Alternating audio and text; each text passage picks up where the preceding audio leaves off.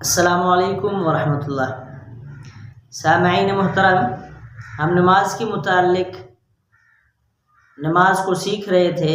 آج ہم عرض کریں گے کہ جب ہم نماز اکیلے میں ادا کریں، پھر وہ چاہے فرض کی نماز ہو یا سنت کی نماز ہو یا نفل کی ہو یا وتر کی ہو، اس میں ہمیں کتنی آواز سے تلاوت کرنی چاہیے، ایک یہ۔